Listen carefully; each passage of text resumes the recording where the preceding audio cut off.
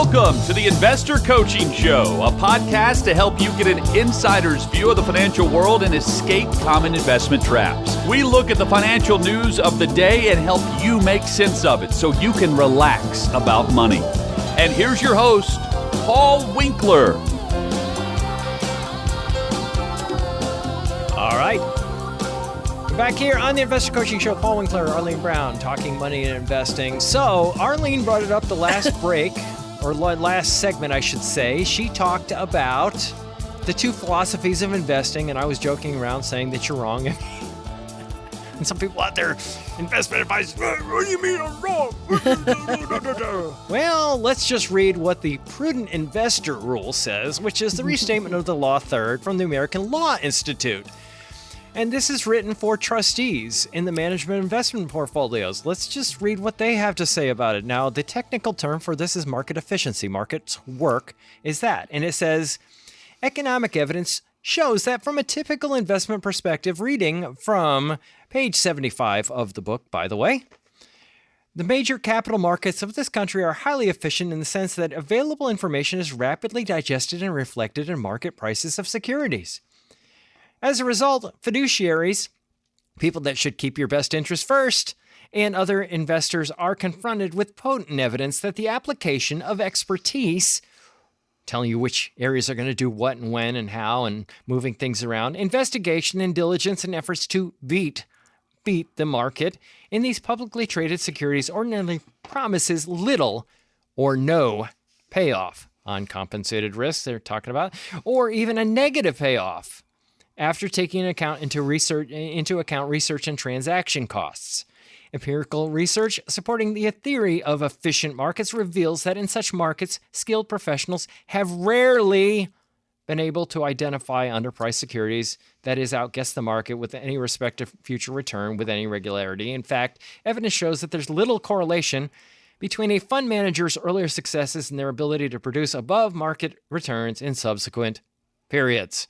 So hence, it's written in the Prudent Investor Rule, and that to me, I look at that and I go, wow, now that I understand where returns come from, cost of capital, as we talked about earlier, now it makes sense that their efforts to outpace the market, that wouldn't work. That makes a lot of sense. Now I understand why John Stossel throws darts at the stock tables and beats the professionals. Now I understand why bulls in Texas poop in their pen on stock names, and they look at what they pooped on, and they find that the stocks that they pooped on did better than the professionals.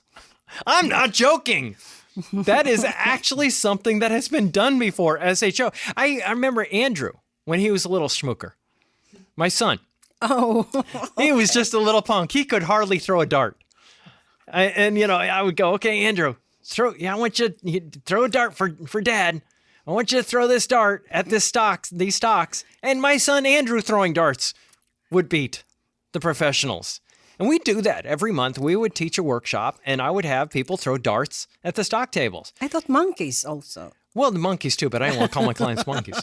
No, but you know what? You know what would happen? You know why I stopped doing that? There's too many marks. Too many marks in my walls. You people can throw darts either. It was bad. So anyway, so that's hence the philosophical grounding that we go on. That markets work and markets are efficient. Okay, now time horizon. How do I put an investment portfolio together? How do I decide which asset classes to put in my investment portfolio? Now, my first major decision when I'm investing, is to decide on how much stocks versus how much bonds to put in my investment portfolio. That will be driven by largely time horizon. So there are 5 time horizons that I consider broadly when I'm putting an investment portfolio together. Now, this is the first definition. How long before I'm going to spend all of my money? Now, I may have a goal that is 20, 30 years off. That's going to be a long period of time. Or I might alternatively have a goal that's 5 months from now, or it could be 5 months from now. I could have my roof goes out, My air conditioner goes out. My car needs to be replaced. So that means you need cash and more liquid Exactly. investments. Uh-huh. So if my time horizon is exceedingly short, there's your first time horizon, exceedingly short. That is going to be a cash type of decision. That is your emergency fund. Now, I might have, and I rarely ever use this investment mix, but I might have a 1 to 3 year time horizon.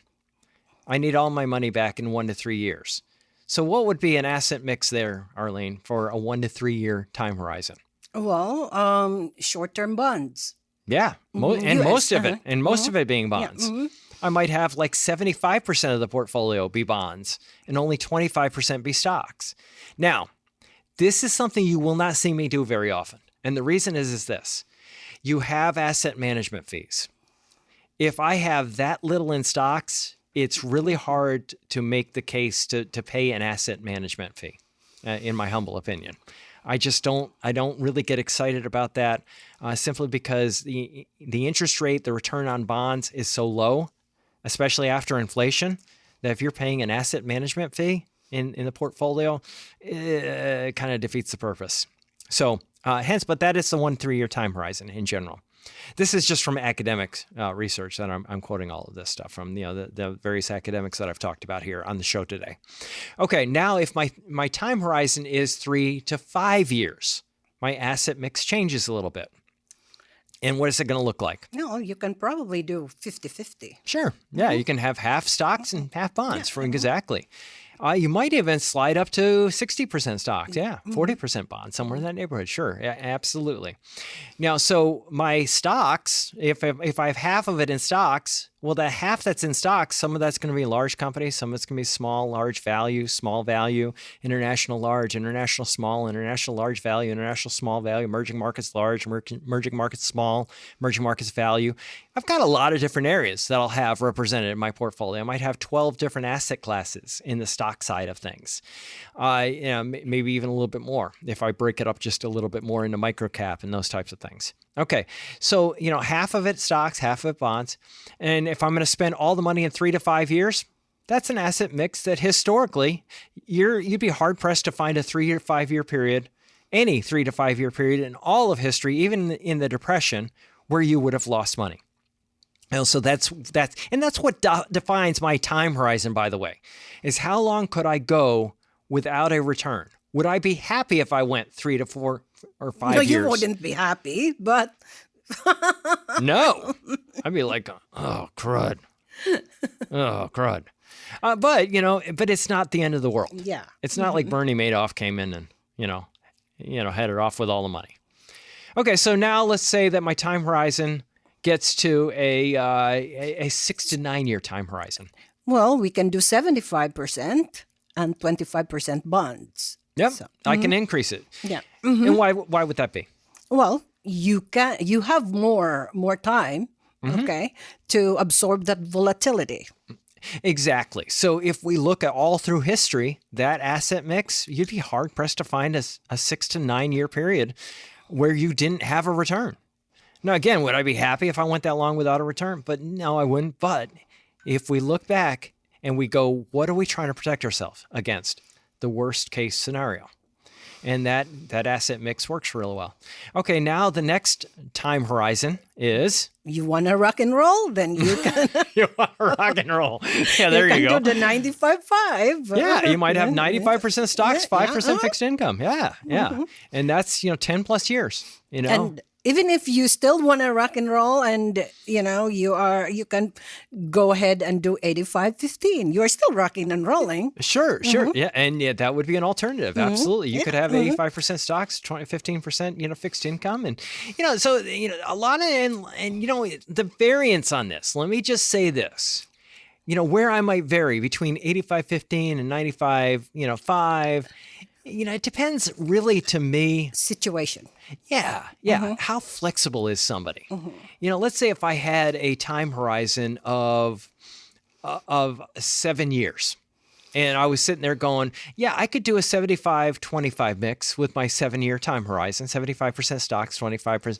But let's say if it was rock solid, absolutely, I must buy this thing in 7 years. if the market happens to be down 7 years from now, I got to buy it. I might have an asset mix that might be a little bit less stocks in that particular, so what determines my flexibility or what determines my asset mix might be my flexibility. Could I put it off to purchase a year or 2 years or something like that? So if I'm more flexible in general, this is a rule for me. The more flexible I am on the time horizon, the more I might add a little bit more equities or stocks to the asset mix. So that's something kind of my rule of thumb the way I think about this. Yeah, that's where defining goals and visions comes into play. Yeah. And that's when financial planning becomes so beautiful. It is. It is. And it's an art. Yeah. And it used to be, Arlene, that we would teach that you have to look at the client's risk tolerance when choosing the asset mix. And I would be like going, oh, please. Clients don't have any risk tolerance after market downturns. And the research bears this out, by the way. Their risk, they're bulletproof. They're totally risk tolerant after market upturns. Just like this year. Last year. Oh yeah. They are like, oh. Oh yeah. After last year, they're like, yeah, let me add more of those stocks, baby. Yeah. After a year like 2008, you couldn't give them away. No, 2022. The market 2022 was another year. Absolutely. Another year people became risk intolerant because the market went down. Yeah.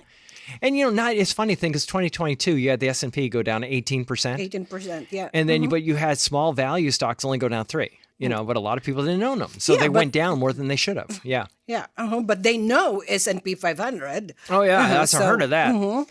It's really great to lose money in something I've heard of. Makes me feel so much better. Yeah. So that time horizon. So that's the in general, time horizon is how long before I need to spend all my money. Now, you may be sitting there and going, Paul, Arlene, I'm not going to spend all of my retirement money at any point in time. What's the alternative definition? And that's where we're going to go right after this break. There is an alternative definition that we use in determining an asset mix for retirement income. And that's what we'll go right after this. You're listening to the Investor Coaching Show. The Basics of Investing, Paul Winkler, Arlene Brown. We'll be back right after this. Hey, just a note to you podcast folks, we just came out with a retirement income guide, and I'm super excited about this. There are all kinds of myths about taking income in retirement. People worry about running out of money, and rightfully so, because a lot of these myths can actually cause that. Now, the myths that you typically hear about, number one, dividends, living off dividends in retirement. Real estate, life insurance as a retirement investment, and annuities, and interest-bearing accounts, and target date funds. There are all kinds of things out there. What I want to do is put something together that walks through why those things are problematic, number one. Number two, the other thing that I wanted to do is walk through the evidence-based research on taking income in retirement. And we got a ton of data going all the way back to 1900.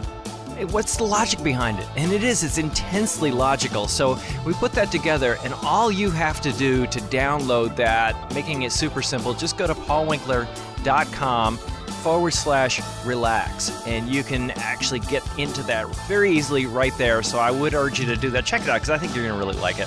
paulwinkler.com/relax. All right. We're back here on the Investor Coaching Show. Paul Winkler, Arlene Brown, talking money, investing, the basics of investing. If you missed any of this, you can check the podcast out, paulwinkler.com. You can go there to the website, paulwinkler.com. And even if you're just going, wow, some of this stuff, yeah, that's happening in my portfolio. You can actually do a 15-minute phone call there as well. Set it right up and get literally right on the folks' schedule, and where all of our plus 20, 25 years experience. None of us have been around. None of the people running any of the offices have been around for less than that, and all degreed planners. So I'm proud to send people to any one of them. any of our folks around town. We got 10 offices in Middle Tennessee. Okay, so we talked about time horizons as how you put together a portfolio, different asset mixes, 10 plus years, 95% stocks, typically in general, 75%, 6 to 9 year time horizon, 75% stocks, 50% stocks, in that neighborhood. If it's 3 to 5 year time horizon, 1 to 3, about 25% stocks, and all cash if it's less than that. Okay, so now let's say we look at this and say, this is my retirement money. I'm never going to spend it all. What do I do? Now we look at the research. And Bill Van Gien did a lot of research on how to take an income from an investment portfolio that the investment industry quotes all the time.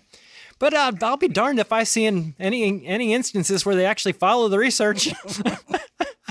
I've yet to see it. Maybe it's out there. I haven't seen the investment industry follow this research at all. I mean, it's just like, Jonathan comes in and when he comes to work for us here many, many, many, many years ago from the banking industry. He says, you don't put 25% in that fund, 25% in that fund, 25% in that fund, 25% in that fund, and just take it, out equally. I was like, no, Jonathan, no. And I have to retrain. Well, that was how we were taught. That's how you're taught. Mm-hmm. Yeah, exactly. Or put it all in annuity and live off the annuity and get yourself wiped out for inflation. Yeah, that's a great idea. It is the investment industry teaches the things that make them money. That is really it. So the time horizon concept is basically this. Let's say that I have 10 asset categories. I'm just going to make this simple. And I have 10% of my money in each one of them.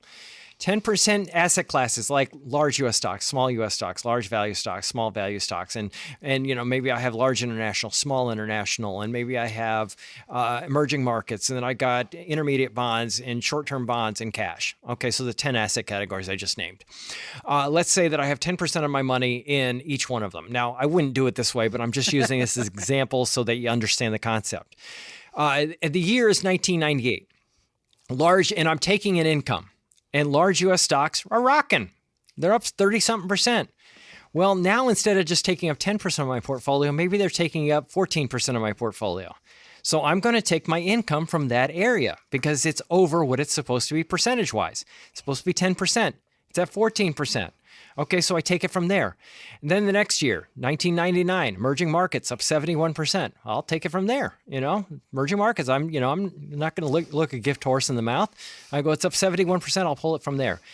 2000 rolls around. Large value goes up. Everything else, not so well. So I'm going to take it from there because it's taking up more of a higher percentage than 10% of my portfolio. The water level's high in my well, as I like to explain it. 2001, large value is okay, but small value is rocking. I'm going to take it from there.